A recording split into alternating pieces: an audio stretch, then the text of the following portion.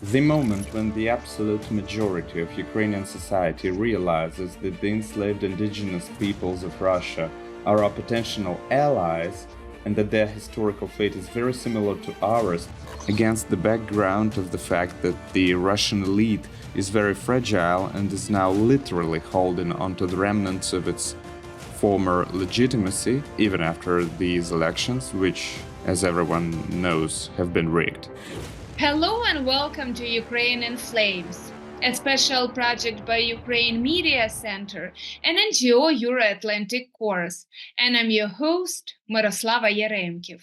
Analysts from different countries have been discussing the likelihood of the collapse of the Russian Federation as a result of Russia's war against Ukraine for a long time. Russia's neighbors and the West have been living with a deeply unstable and unpredictable Russia for 3 decades. Whatever the reasons for this state of affairs, there's almost zero chance that Russia will suddenly shed its instability and unpredictability and stop its slide towards disintegration. All the West and Ukraine, as well as Russia's other neighbors, can do is win this war and insulate themselves from Russia's chaos. In today's episode, we're going to discuss who and what could cause the collapse of the Russian Federation, as well as the signs indicating the beginning of such a collapse. If you want to learn more about this subject, please continue watching this video and subscribe to our channel so that you don't miss our videos in the future.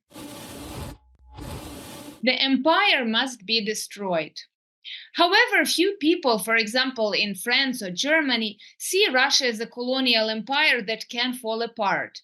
They think first of all about the terms of peace negotiations. And this affects decisions regarding achievable goals and possible measures to support Ukraine, as well as to put pressure on Russia. If the imperial and authoritarian structure in Russia persists, all we will get as a result is a suspension of war. Ukraine will continue to arm itself, and Russia will prepare for a new attack. That is, compromises can lead to a repetition of what already happened when World War II grew out of revenge after World War I.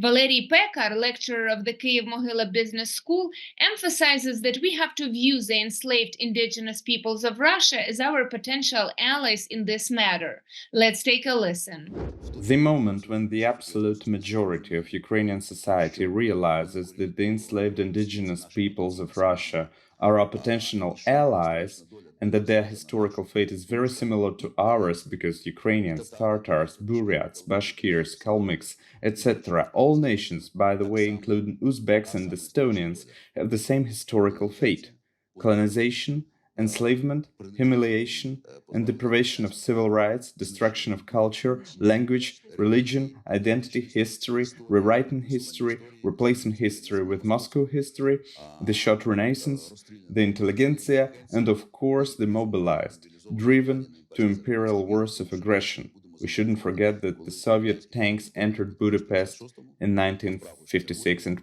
Prague in 1968, and then Soviet troops entered Afghanistan in the 1980s. Not only Muscovites were there were also Ukrainians there mobilized, driven to wars of aggression. If today they say that there is a significant part of those who voluntarily joined the Russian army, in fact, this is what Russian propaganda tells us. Can a person who was put in economic conditions be considered a volunteer? It isn't just an opportunity to make money. Now everything is done more subtly. People are no longer grabbed in the streets, although they still are, but now any Russian can simply be put in such an economic condition that he will have no way out. I don't call for sympathy, by no means. I call for understanding that the people's historical fates are similar, which means that they are our potential allies. Here I want to say that I remember the following Polish-Lithuanian-Ukrainian slogan from the late 1990s: for our freedom and yours. In fact, it's a very old Ukrainian nationalist tradition, I would say, the Bandera tradition. Back in 1943, the first Congress of the anti-Bolshevik bloc of peoples was held, to which the Organization of Ukrainian Nationalists invited representatives of other enslaved peoples of the Soviet Union. There were not only representatives from the Soviet republics, but also from the autonomous republics, such as Tatars, for example. And they said that only together we can defeat the empire. Now we are once again in a situation where only together we can defeat the empire, because the freedom of these peoples certainly depends on the victory of the armed forces of Ukraine, and Ukraine's victory certainly depends on whether the empire falls apart.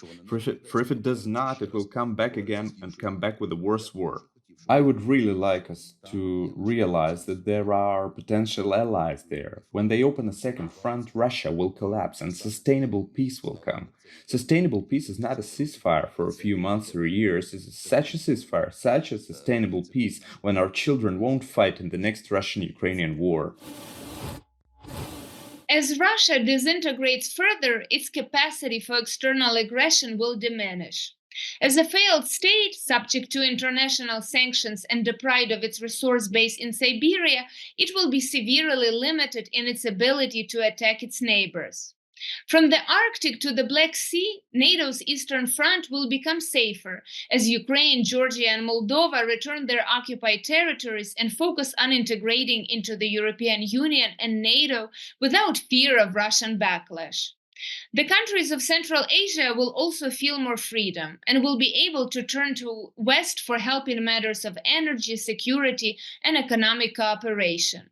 China, on the other hand, will have a weaker position to expand its influence, since it will no longer be able to cooperate with Moscow, and new pro Western states may appear on the territory of the Russian Federation, which will increase stability in several regions of Europe and Eurasia. Head of Research Programs of the Analytical Center Ukrainian Studies of Strategic Research, Yuriy Oliynyk, will talk more about the process of disintegration in the center and in the regions of Russian Federation. The Russian Empire has already begun its path towards collapse. And now we see a big difference between what it pretends to be, a big totalitarian state with overall control, which can en masse imprison all oppositionists, can destroy people. It seems so strong, but in fact we see that the government is controlling neither the elite representatives and persons close to the government, nor its influence on the entire regions.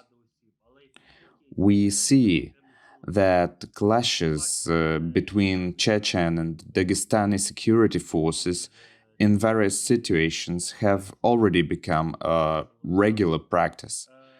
We have seen that during both drone attacks and natural disasters, the leaders of Tatarstan and other republics stressed the fact that they should rely only on their own strength and not expect quick help from the center. We also see that even the center of the empire, which has always been the center of totalitarianism, as well as its single ideology, no longer works.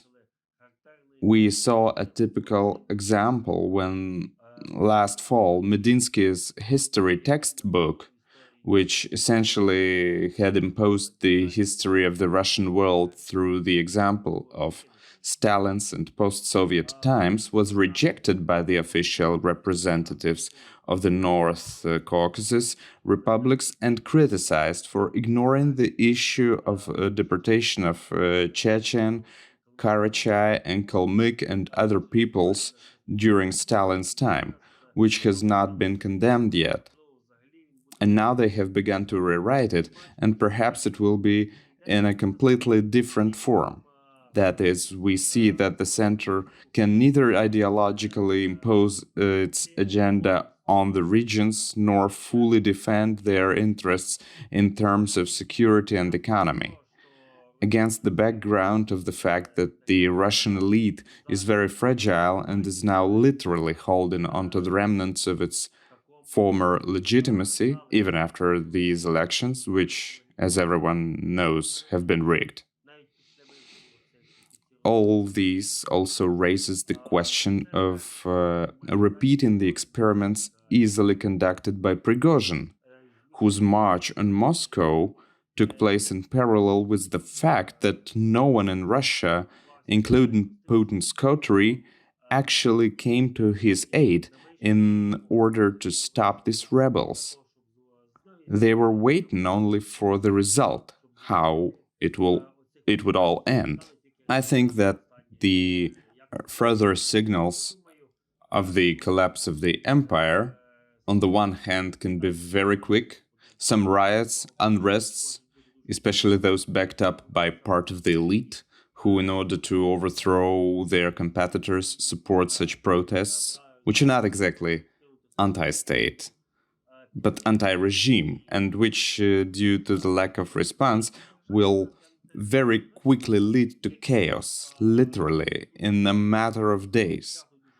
But another option is that the intensity of protests and demonstrations will continue for months, and the amplitude of these protests will increase in response to the crisis moments associated with natural disasters, associated with demonstrations against the war, with opposing a new wave of mass mobilization, as well as associated with shortages of household goods, which is already felt in some remote regions.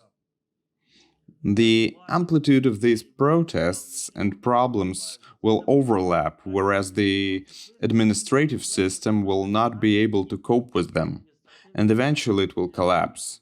That is, it takes several months rather than days, but with each week the amplitude will increase, and as I have already said, the first signs that the process of disintegration in the center and in the regions has begun are already obvious.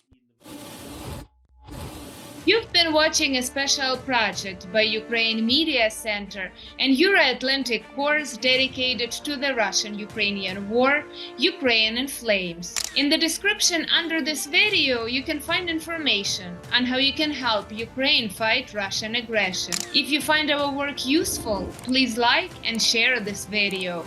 Slava Ukraini!